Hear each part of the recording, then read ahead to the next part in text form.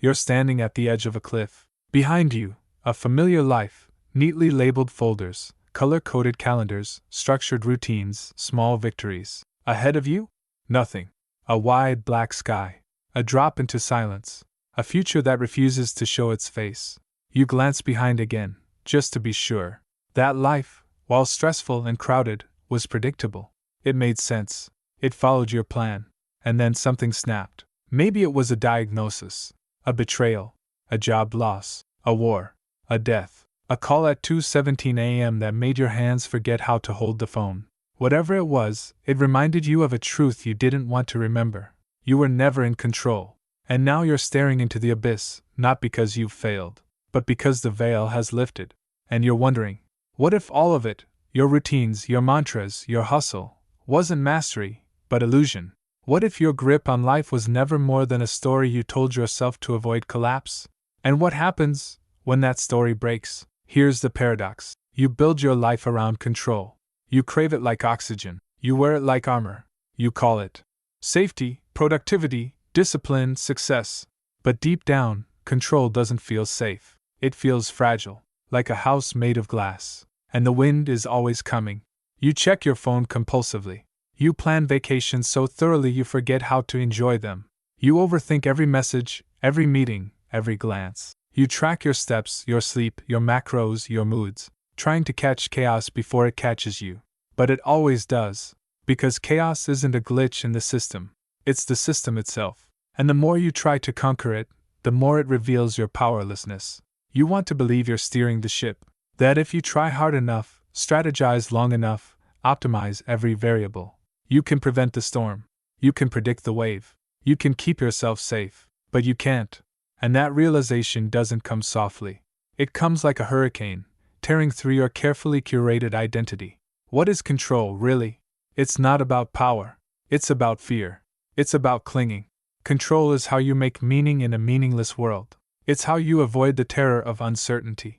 It's how you keep your hands busy so you don't have to feel the ache in your chest. But here's the secret your mind tries to hide.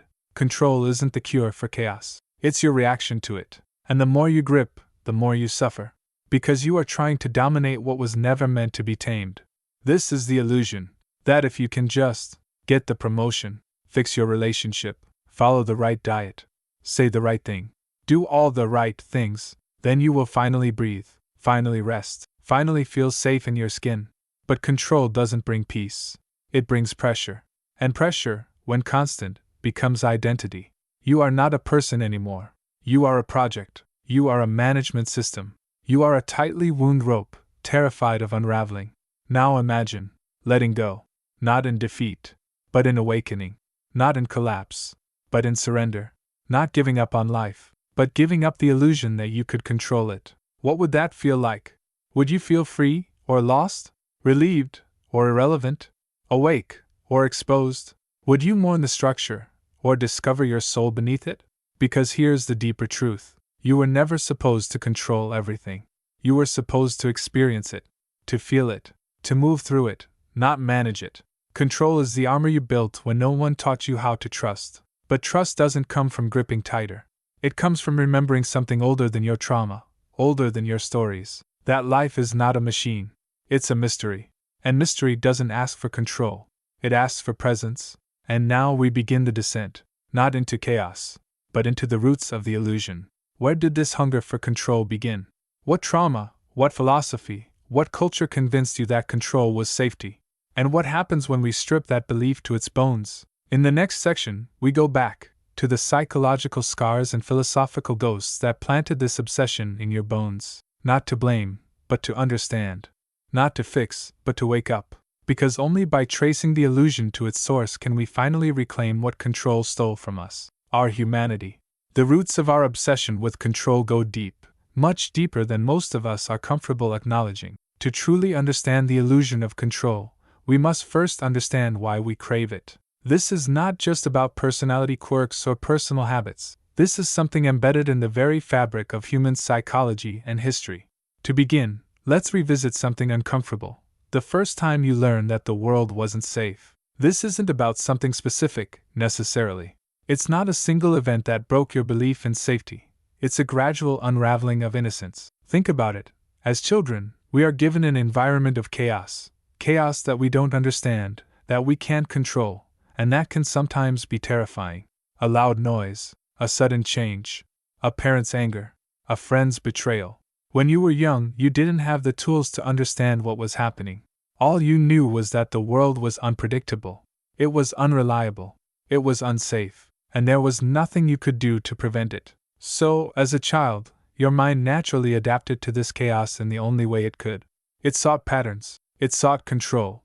It believed that if you could predict what would happen next, if you could somehow manage the events around you, then maybe, just maybe, you could feel safe. That instinct to control becomes a protective mechanism. It is not born out of weakness but out of survival.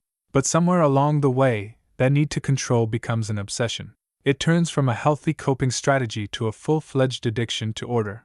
When we step outside of the individual experience and look at the larger cultural framework, we find that control is not just a personal problem, it's a societal one. Consider Friedrich Nietzsche, one of the most radical thinkers on the subject of freedom and human will. Nietzsche saw human beings as forever striving for power, what he called the will to power. But not in the traditional sense of dominance. Rather, he viewed this will as the human drive to impose meaning, order, and structure on a world that is, at its core, chaotic. He wrote, "He who fights with monsters should be careful lest he thereby become a monster. And if you gaze long enough into an abyss, the abyss will gaze back into you." For Nietzsche, the desire to control and dominate the world is driven by a deep existential fear, the fear that the world is meaningless, that life has no inherent purpose. By creating our own order, we impose meaning on a meaningless world. But Nietzsche also warned of the danger of this obsession, because by controlling too much, you begin to lose yourself. The fight for power, whether external or internal, becomes a cycle of self-destruction. The more we push, the more we are pushed to the edge. And then there's Jean-Paul Sartre, another existentialist who carried Nietzsche's torch. Sartre wrote about freedom, but not in the way you might think. Sartre said that, while freedom is the essence of human existence, it's also terrifying. We are condemned to be free, he argued, meaning that we have no choice but to create our own meaning. But this burden of freedom often leads to anxiety, what he called bad faith. Sartre's ideas are especially relevant to our discussion because control can also be an escape from freedom. When we focus obsessively on controlling things, we avoid facing the truth. We are responsible for our own lives. The fear of that responsibility, Sartre suggests, leads us to create false certainties in the form of control, an illusion that shields us from the overwhelming weight of our freedom. This cultural obsession with control is a metaphysical dilemma. We are free to act, but we are also bound by the reality that we cannot control everything.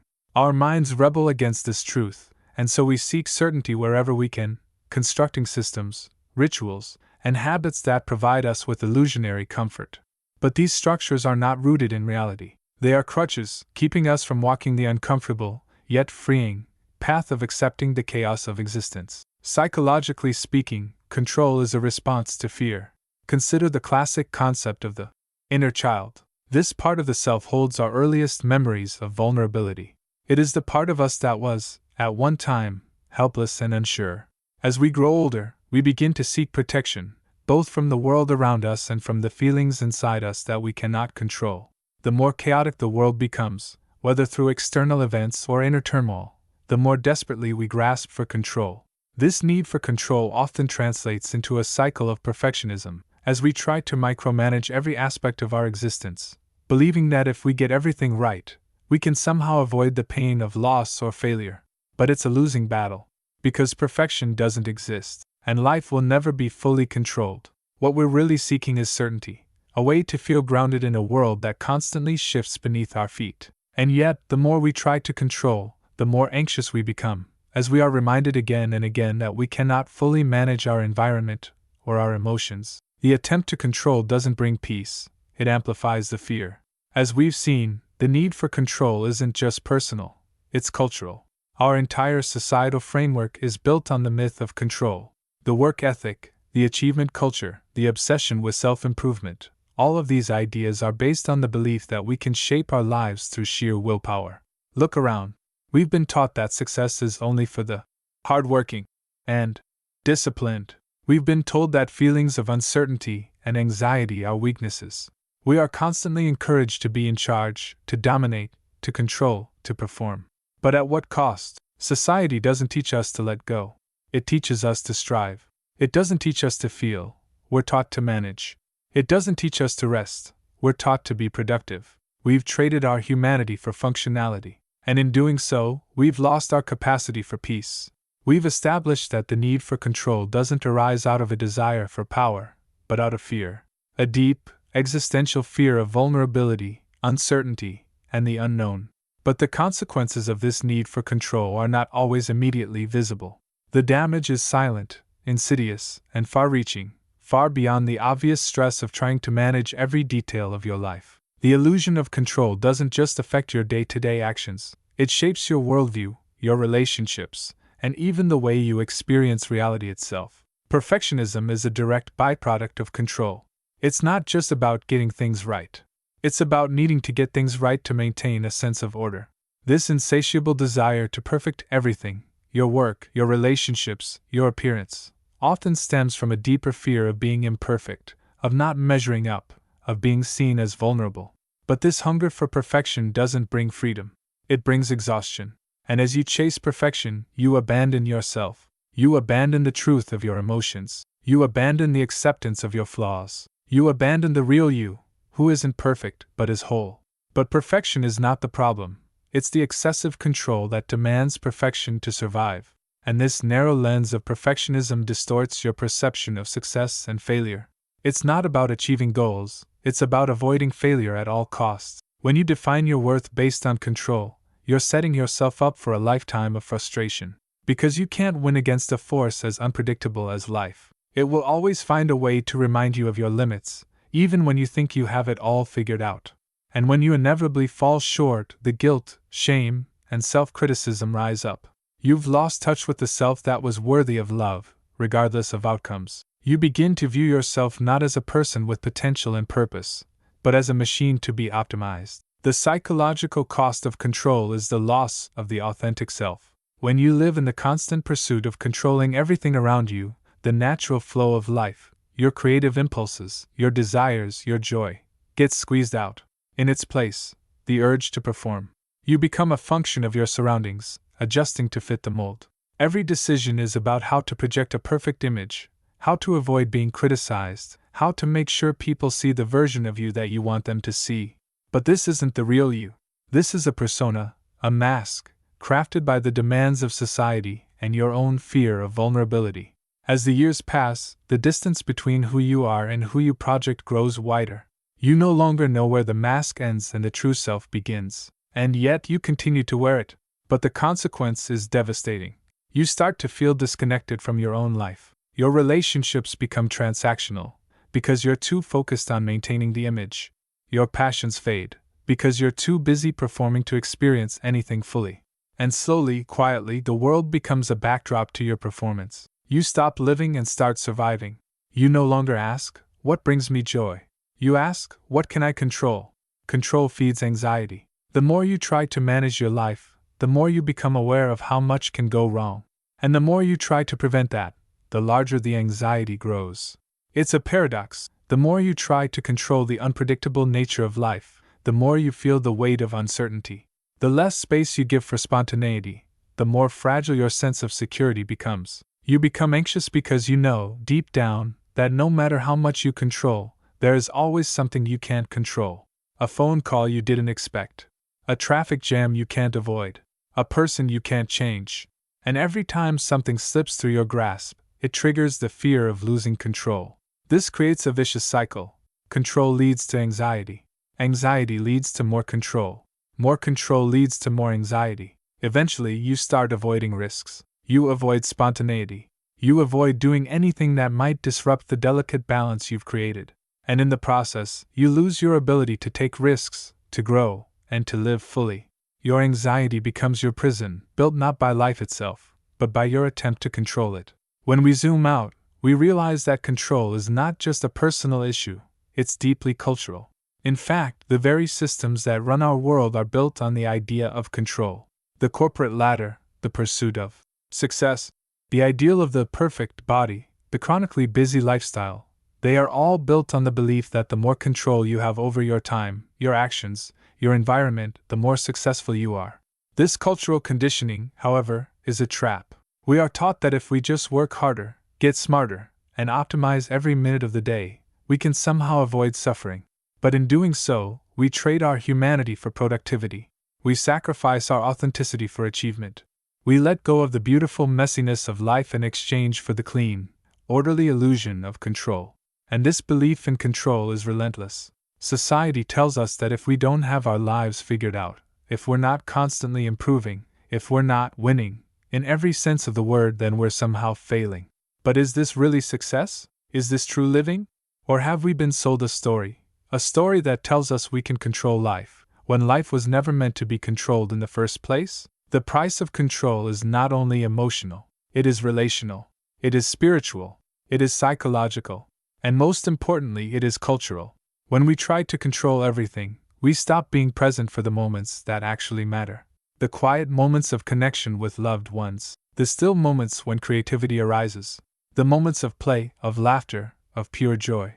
By overmanaging our lives, we forget that life isn't a puzzle to be solved. It's a dance. It's an unfolding.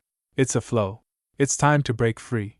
But first, let's confront the most uncomfortable truth of all. To break free from the illusion of control, you must surrender. Not surrender to your circumstances, but to the very idea of control itself. This is the paradox at the heart of true freedom. The more you try to control life, the more it slips through your fingers. But when you stop trying to control, you realize that life begins to unfold naturally. And that, right there, is the key to breaking free. The first step in breaking free is to embrace imperfection. We are constantly bombarded by images of perfection: the perfect body, the perfect job, the perfect relationship, the perfect life. But here's the harsh truth: perfection is an illusion. It doesn't exist. And even if it did, it would never bring you peace. Real peace doesn't come from control. It comes from accepting the imperfect, messy, and chaotic nature of life. It comes from embracing the fact that you can't control everything, and that's okay.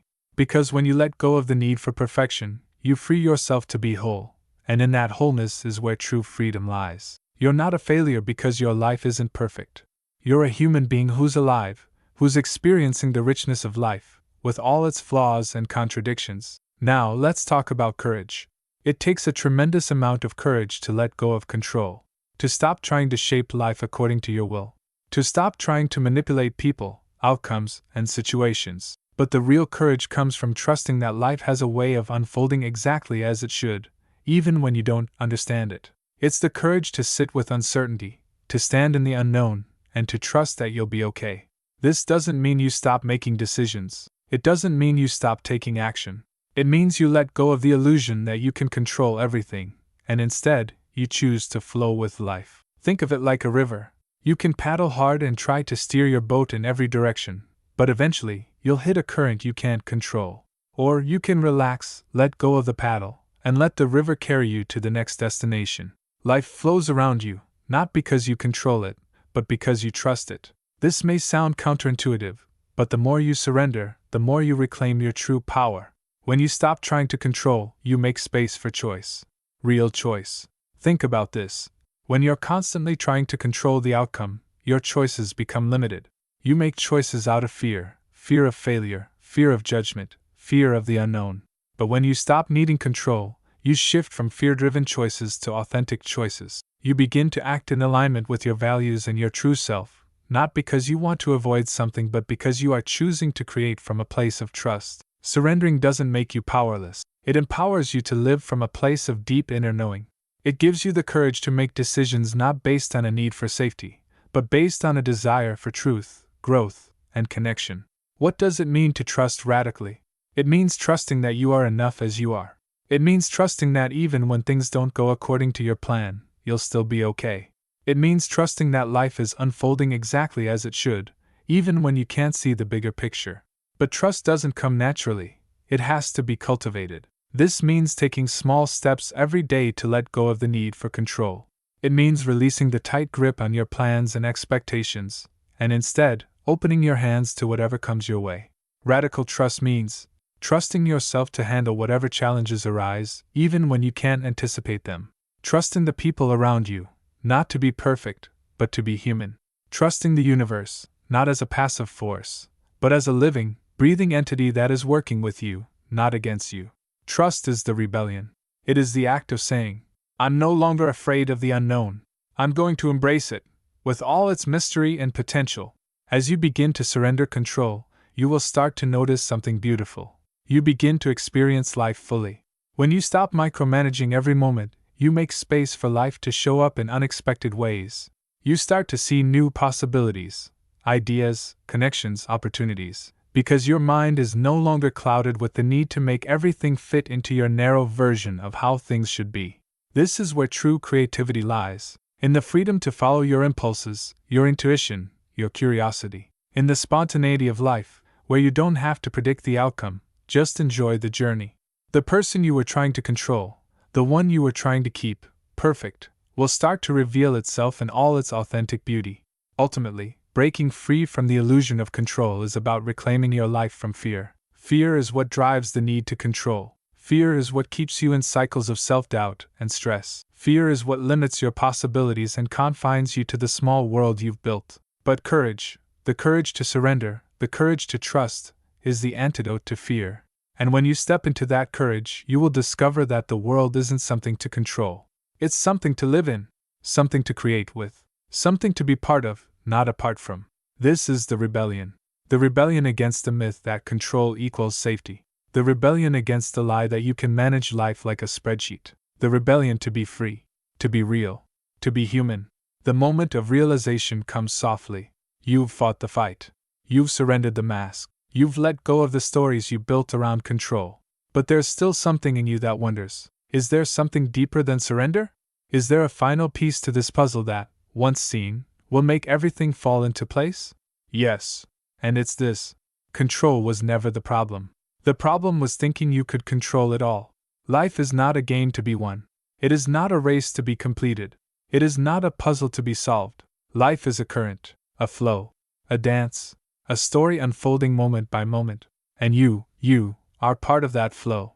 You are not separate from life. You are not an isolated force trying to manage chaos. You are the river, and the river is you.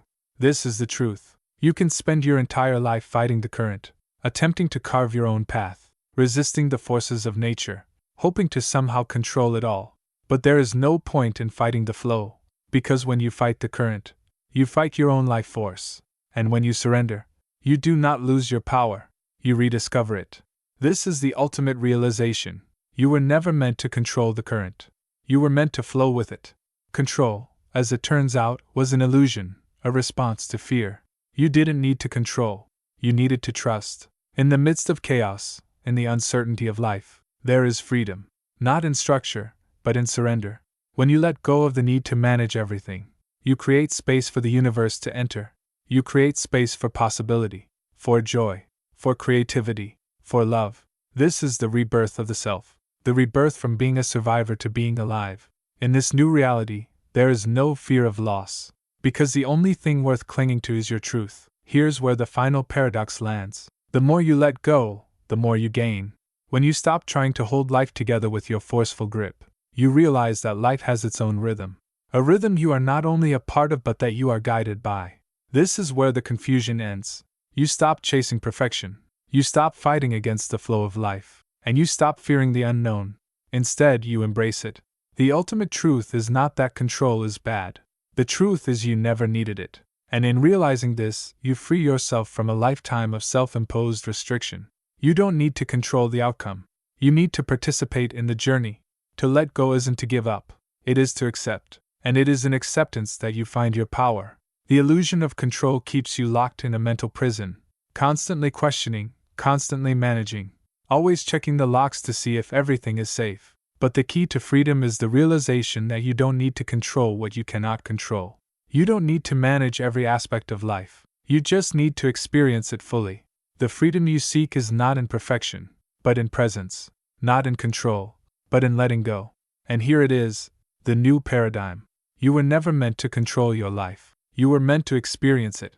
The answer to the illusion of control is not to fix your life, but to embrace the unknown, to stop fighting for certainty and start living with uncertainty, To stop pretending that you are the orchestrator of the universe, and instead recognize that you are a participant in a story much bigger than yourself. This doesn't mean you stop making decisions. It means you stop making decisions out of fear. It means you make them out of authenticity. You reclaim your power by surrendering your need to control, by letting life unfold without the expectation of perfect outcomes, by trusting that the universe has a way of guiding you, even when it seems chaotic. This, my friend, is true freedom. The moment you let go of the need to control, you stop fearing what might happen, and you start experiencing what is happening. This is not the end of your journey. It is the beginning of the journey you were always meant to live, a journey where you no longer wrestle with life, but dance with it, where you are not the one trying to dominate everything, but the one who moves in harmony with the chaos. The truth about control is this: it was never yours to hold, but freedom always was.